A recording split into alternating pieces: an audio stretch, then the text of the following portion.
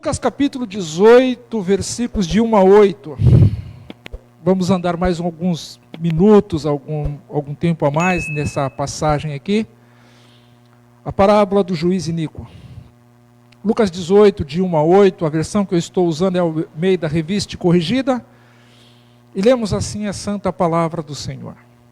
E contou-lhes também uma parábola sobre o dever de orar sempre e nunca desfalecer, dizendo: havia numa cidade um certo juiz, que nem a Deus temia e nem respeitava homem algum. Havia também naquela mesma cidade uma certa viúva, e ia ter com ele dizendo: faz-me justiça contra o meu adversário. E por algum tempo não quis, mas depois disse consigo: ainda que não temo a Deus, e nem respeito os homens, todavia como esta viúva me molesta, hei de fazer-lhe justiça, para que enfim não volte e me importune muito. E disse o Senhor: ouviu o que diz o injusto juiz? E Deus não fará justiça aos seus escolhidos que clamam de dia, que clamam a ele de dia e de noite, ainda que tardio para com eles? Digo-vos que depressa lhes fará justiça. Quando, porém, vier o Filho do Homem, porventura achará fé na terra? E eu digo glória a Deus por isso, por esta pergunta maravilhosa. Queridos, Deus tem os seus caminhos, Deus tem os seus próprios planos. Deus não precisa pegar caminho emprestado de ninguém, e muito menos pregar um plano que alguém possa ter feito. Por mais excelente que esse plano seja, Deus tem os seus planos. Ele tem os seus próprios caminhos. E é nesses planos que nós temos que nos envolver, que Ele nos convida para nós nos envolvermos, e é nesse caminho, esses caminhos, que Ele quer que nós trilhemos. Falei aqui, encerrando na terça-feira próxima passada, não permita que a necessidade te leve a orar. Pelo contrário, quando a necessidade chegar, que ela te encontre orando, que ela te encontre em oração. Queridos, às vezes, falar isso parece ser fácil. Falar isso parece que é um jargão, é uma frase pronta, é uma frase de efeito, mas não é. Observem que Jesus, antes de passar pela cruz, ele orou no jardim. Ele colocou lá no seu joelho no chão, se prostrou, e ali o texto nos diz que verteram gotas de sangue. Tamanho era a agonia, tamanha era a aflição que ele estava sentindo. Porque ele sabia que aquele momento da cruz, aquele momento que ele teria que passar, ele antecipa aquela dor, aquele sofrimento, aquela rejeição. Ele ora, porque quando a cruz chegou, quando os cravos chegaram, quando os espinhos chegaram, quando o vinagre chegou, quando a ponta da lança chegou, ele já estava orando. Ele não orou na cruz por ele, ele orou na cruz pelos outros, por nós. Pai, perdoa-lhes, eles não sabem o que estão fazendo. Ele não orou por ele, pelo contrário, ele orou por nós, mas lá no jardim, antes de chegar o momento da crucificação, ele orou antes da crucificação chegar, e nós temos que tomar para nós esse exemplo, antes que a necessidade, que a luta, que a agonia, que a tristeza, que a dor, que a enfermidade chegue, eu quero estar orando. Quando tudo isso chegar, porque, queridos, nós não temos como escolher, está lá em João 16:33, nós não temos como escolher, mas nós temos como passar por tudo isso, e nós podemos, queridos, em nome de Jesus, permita que isso desça ao teu precioso coração, nós podemos passar por todas as lutas, se nós estivermos orando, quando elas chegarem, quando elas baterem a porta. Tem um cântico na harpa cristã que diz: com Jesus a minha alma deseja estar, no jardim em constante oração, quando a noite chegar, aleluia, e o mal me cercar, quero estar em constante oração. O cântico diz: Jesus teve completa vitória, porque sempre viveu em oração. Muitos santos chegarão na glória, sobre o manto da doce oração. Observem, então não permita que isso aconteça. Quando a necessidade chegar, que ela te encontre orando, que ela te encontre falando com o Pai. por mais difícil que seja o momento, mas que ela te encontre em oração, que ela te encontre falando com Deus. Queridos, ore no seu tempo. A Bíblia diz para nós orarmos o tempo todo, orarmos sem cessar, mas ore no seu tempo. Clame ao Senhor no seu tempo. E qual é esse tempo? O tempo todo. O tempo todo. Agora o que acontece? Ore ao Pai, em nome de Jesus. Agora nós temos que ter certeza de uma coisa: a resposta vem no tempo dele. A resposta que nos fortalece, a resposta que nos conforta, a resposta que nos anima, a resposta que vai nos fazer ver novos horizontes dentro desse reino, vem no tempo dele. Não adianta eu orar mais para ela chegar mais rápido. Não adianta eu me consagrar mais para ela chegar mais rápido. Não, a resposta de Deus vem no tempo dele. E quando falamos aqui, quando nós orarmos e não vermos resultado, nós devemos continuar orando. Foi isso que essa viúva fez. E quando a oração chegar, quando a resposta chegar, devemos continuar orando, agora só que agradecendo, por aquele motivo. Então, eu oro no meu tempo, o tempo todo, e oro ao Pai em nome de Jesus. E eu preciso crer que a resposta virá no tempo dele. A resposta vai vir do jeito dele. A resposta vai vir da maneira que ele quer que ela nos encontre. A resposta virá para a glória dele. Não vem uma resposta da parte de Deus, aonde o homem queira a glória para si. Porque Deus nos conhece. Ele sabe o que nós estamos pedindo. Observem, falei aqui algum tempo atrás, e já falei sobre essa parte nesse assunto. Quando Jabes foi orar, o Jabes disse assim: Senhor, se o Senhor me abençoar muitíssimamente, observe que quando ele fala, que eu possa estender as estacas da minha tenda, os meus termos, o Jabes está falando que eu seja um homem muito bem sucedido. E o texto diz que Deus ouviu a oração de Jabes e fez conforme Jabes havia pedido, mas foi para a glória de Deus. Não foi para a glória de Jabes. O Jabes fez só aquela oração, mas foi para a glória de Deus. Então a resposta virá para a glória dele. A resposta vem do jeito dele, no tempo dele. E a resposta vem quando ele colocar no meu e no teu coração. Essa é a minha resposta para você.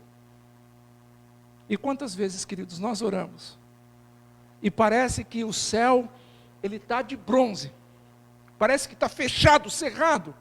Você olha para o céu, você só vê só o cinza do céu. Você olha para o céu, você não consegue ver o sol. Você olha para o céu e parece que nada vai acontecer. E às vezes, de tanto nós ficarmos olhando, a coisa já aconteceu e a gente não está vendo.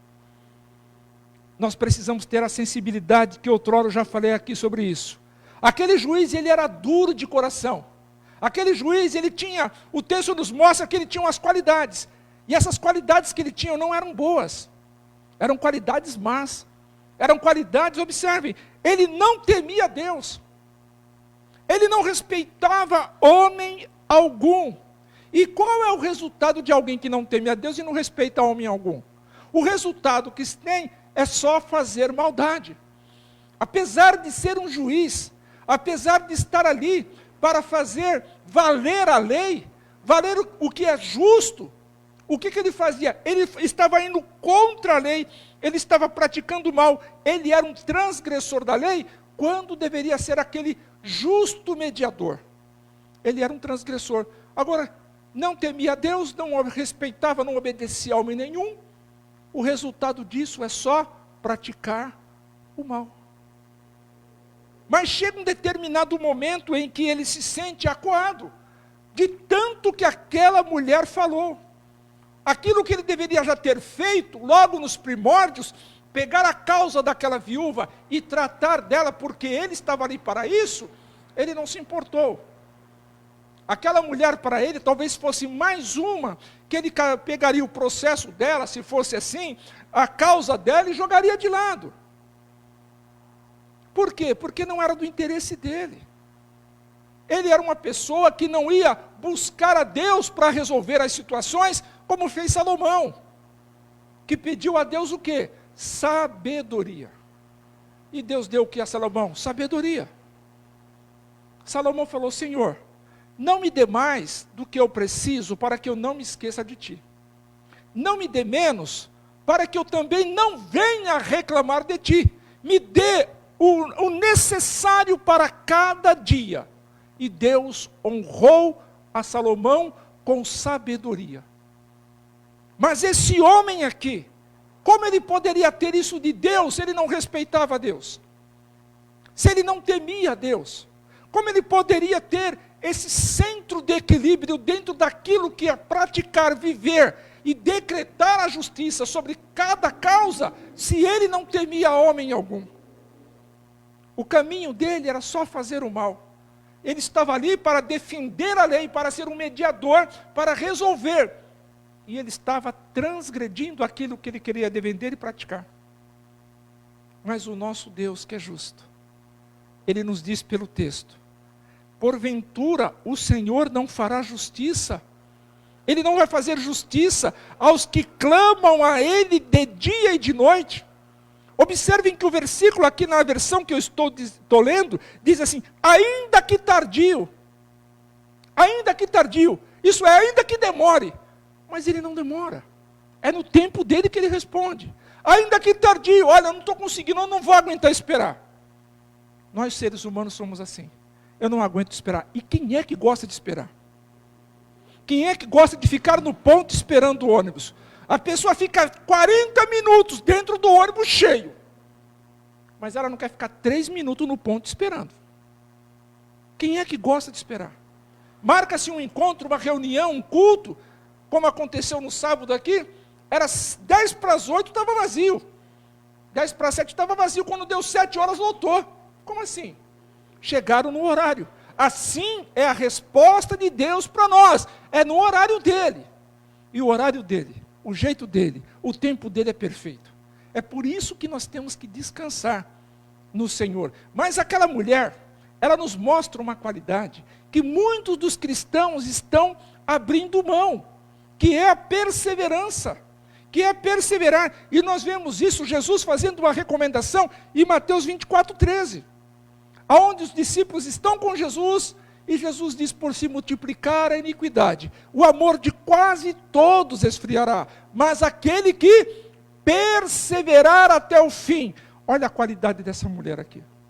Enquanto se tinha qualidades más no juiz, que era um juiz de má índole, um iníquo, naquela mulher se encontra uma qualidade que Jesus recomendou, ele propôs, ele não deu uma ordem, porque ele diz: mas aquele, ele propõe, ele faz uma advertência, ele dá o conselho, que perseverar até o fim. Aquela mulher perseverou até o fim, até o dia que o juiz bateu o martelo lá e falou assim: eu vou dar a causa ganha para essa mulher, para que ela não me importune mais. Observem, queridos, aquela viúva, além do pedido de justiça, que lhe era o direito, ela tinha essa qualidade. Ela não abriu mão do que era dela, pelo contrário, perseverou até alcançar a resposta daquele homem mau. E nós, se perseverarmos no Senhor, que é o justo juiz, como diz Paulo lá em 2ª carta a Timóteo, que ele fala, que o justo juiz tem a coroa da justiça nas suas mãos, para dar a cada um dos que amam, não só a Paulo dizendo, não só a mim, mas a cada um dos que amam a vinda dele. E nós precisamos perseverar. Se ele disse que vai voltar, ele vai voltar. O dia eu não sei, nem a hora do encontro, mas eu sei que ele vem. E é nisso que eu devo me apegar. Senhor, me fortaleça para que eu continue perseverando. Então esta viúva, ela nos ensina algo. O que é direito seu, é seu, mas você precisa perseverar. Enquanto o juiz não chamar eu e você, vinde benditos de meu Pai, nós precisamos perseverar. O texto nos mostra que ela nos ensina isso, a perseverança. E, queridos, isso está faltando na vida de muitos cristãos. Perseverar. E deveríamos aprender com esta viúva o que é perseverança. Às vezes nós oramos e já entregamos os pontos, porque nós queremos do nosso jeito, no nosso tempo, na nossa receita, nós queremos desse jeito. E o Senhor nos mostra, não é assim. Ele não é tardio, Ele é longânimo. E nós precisamos vivermos isto, essa resposta da parte de Deus, ainda que tardio para com eles, Ele não nos deixa, Ele não abre mão de nós. Somos nós que por muitas vezes, quando deveríamos insistir mais um pouquinho, a gente abre mão. E o Senhor fala assim para mim e para você, faltava tão pouco. Quantas vezes nós já abandonamos aquilo que era a vontade de Deus para as nossas vidas? O Senhor quer que nós perseveremos mais um pouquinho, porque Ele está voltando, Ele está chegando. E lá o escritor de Hebreus diz assim, um pouquinho de tempo. Um pouquinho é menos que um pouquinho. É um pouquinho de tempo. O que há de vir, virá. E não tardará. Que Deus nos ajude a olharmos para esse texto mais uma vez. E saltar aos nossos olhos o quanto nós precisamos aprender com essa viúva. De perseverarmos. De buscarmos aquilo que o Senhor tem para nós, aquilo que glorifica o nome dEle, nós não podemos abrir mão.